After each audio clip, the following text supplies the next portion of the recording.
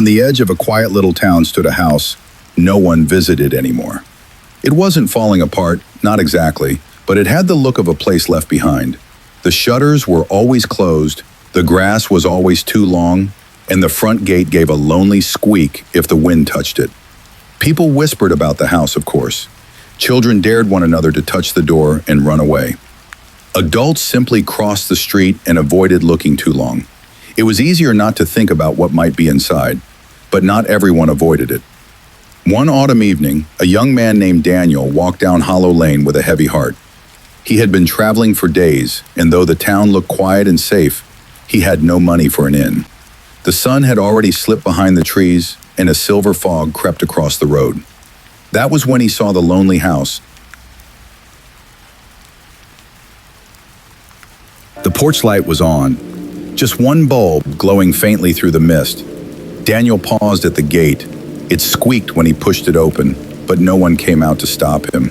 The door itself was unlocked. He hesitated, then whispered into the darkness, "Hello? Is anyone here?" Silence. He stepped inside. The house smelled faintly of dust, but it wasn't dirty. A hallway stretched ahead with a rug worn thin in the middle. A lamp on a small table flickered, as though someone had left it burning just for him. Tired and grateful, Daniel dropped his pack and whispered again, "Thank you." The house did not answer, but the air felt warmer somehow. That night, Daniel found a room upstairs. The bed was already made, as though expecting a guest.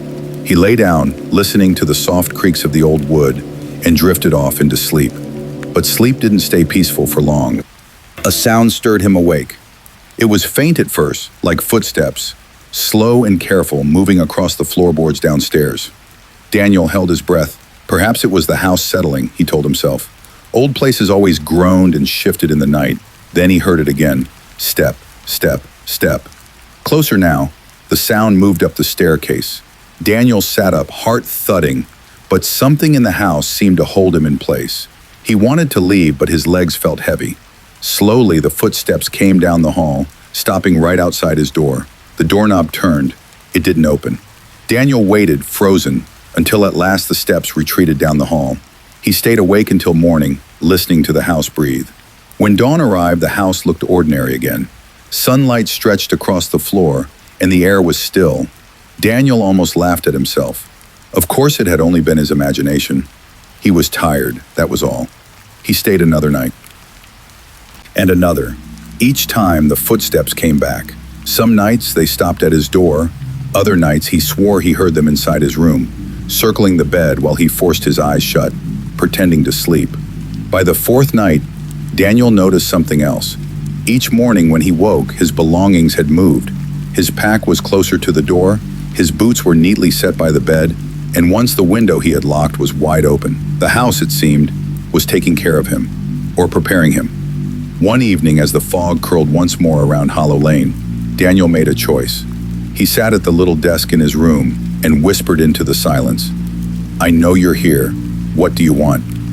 The lamp flickered, the floorboards creaked, and then, in a voice soft as dust, the house replied, "Stay." Daniel's breath caught in his throat. He stood, backing toward the door, but the wood beneath his feet groaned and shifted, holding him in place. The walls seemed to breathe, closer, warmer, until he could hardly think. Again the whisper came, "Stay." He tried to run. He reached the door, but when he opened it, the hall was gone. Only darkness stretched beyond, endless and deep, swallowing every step. He turned back, and the bed was waiting. The covers pulled back like an open hand. In town, people still whisper about the house on Hollow Lane. They say the light in the window sometimes glows at night, though no one has lived there for years. Travelers sometimes go missing near the road, and if you listen very carefully at the gate, you might hear footsteps moving through the halls, slow and steady, as though someone is still pacing, night after night, waiting, because the house always wants someone to stay. The Night Library. There are libraries in every town. Some are tall, grand buildings with echoing halls and rows of polished wood shelves. Some are small, warm places with only a few rooms and quiet, smiling librarians. And then there is the other kind. The night library is not listed on any map. You won't find it in town squares or beside city streets. It appears only when you are lost, tired, or in need of something you can't quite name. Few who enter ever find their way out again. Eleanor had been driving all night. The storm had come out of nowhere.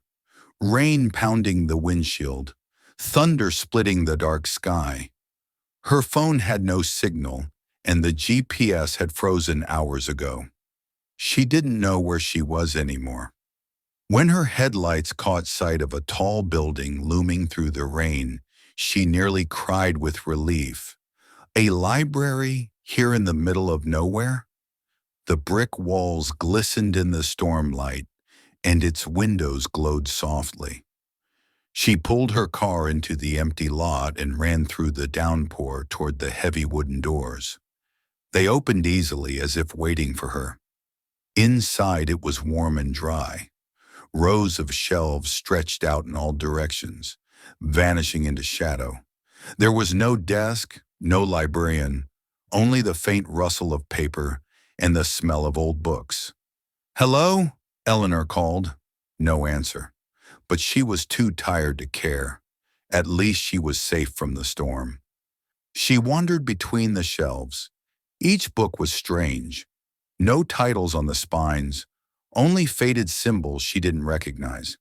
When she opened one, the pages were covered not in print, but in neat handwriting, and the words, "She froze," were her own. The first page described her childhood bedroom exactly. The second described the day she left home for the first time. The third, the trip she had taken last year. It was her life, written down in perfect detail. Eleanor closed the book quickly and shoved it back onto the shelf. Her hands trembled. Perhaps it was coincidence. Perhaps someone had written something very similar. She moved down the aisle, but every book she touched told her own story. Every choice, every moment, every thought. The library knew her. At the far end of the aisle, a figure waited, tall, pale, wearing robes the color of dust. Its face was not hidden, but it seemed to shift when she tried to look too closely, like a reflection in disturbed water. "You found your shelves," the figure said in a low voice. Eleanor's mouth went dry. "My shelves? Everyone has them," it said. "This is the library of lives. Every step you've taken has been written here." She shook her head. "That's impossible." The figure tilted its head. "And yet you've read it yourself." Eleanor took a step back. "I don't want this. I just need directions. I'll leave." The figure did not move. "Leave if you wish. The door's always open. But you came here for a reason, Eleanor." Her breath caught. "How do you know my name?" The keeper gave a slow, deliberate smile. "It's written everywhere." Eleanor fled down another aisle, not daring to look back. Here the shelves held books bound in darker leather. She pulled one down, opened it, and found pages filled with things that had not happened. At least not yet. The words described a job she had never taken, a man she had never met, a house she had never lived in. Her life as it could have been. She flipped through frantically, page after page of choices she had never made, roads she had never walked. And then she saw something that made her freeze. The pages shifted, and the book described her standing in the night library, opening a book, reading the words. The sentence trailed off into emptiness. The page was waiting for her next move. Her hands shook as she slammed the book shut. At last, she saw the main doors again. Relief flooded her chest. She ran to them, pulled them open, and found only another aisle of shelves waiting beyond. She slammed the doors shut and pressed her forehead against the wood. When she turned back, the keeper was standing only a few steps away. "Where are the exits?" she whispered. The figure's voice was patient, almost kind. "There are many. You may leave through your past, through your choices, or through your end. Which do you prefer?" Eleanor backed away. "I don't want any of those." The keeper nodded. "Then stay." "Many do. You'll never be alone here. You may read forever." She tried every path she could find. Some aisles whispered as she walked, voices echoing faintly from the shelves. She refused to touch those books, but the words still reached her ears. Her fears, her regrets, her secrets. Other aisles grew darker the farther she went, until the books dissolved into shadow and the shelves themselves vanished. When she turned back, the way behind had changed. Sometimes she swore she saw others in the distance, figures moving quietly between shelves. She called out once, but they turned to her with blank faces, like empty pages. She never called again. After hours or days, time meant nothing there. Eleanor found a final aisle, set apart from the rest. The books here were thin, their spines fragile. She touched one carefully, opened it, and saw only blank pages, except for the last. Her hand trembled as she turned to the final leaf.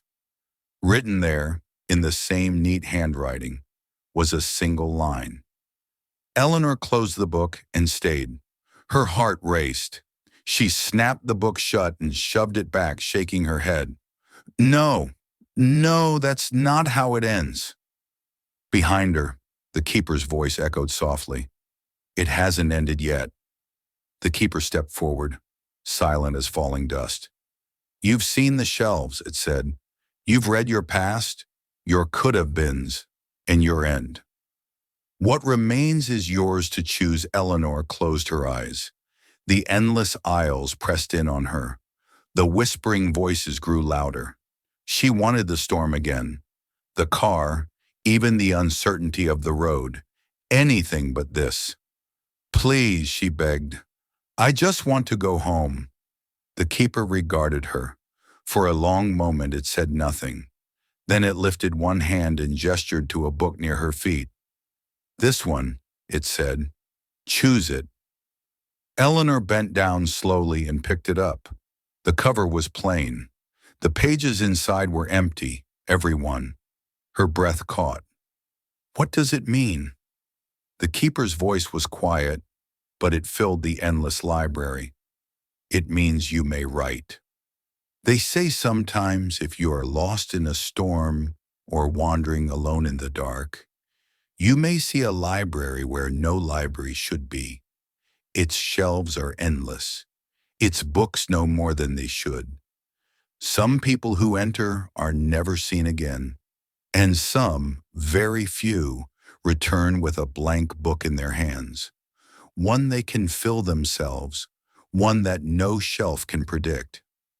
No one knows which fate Eleanor chose, but if you ever pass through Hollow Road on a rainy night, and you see a glow through the mist where no building should be, listen closely. If you hear footsteps echoing softly between the shelves, perhaps she is still walking there, book in hand, deciding how her story should end.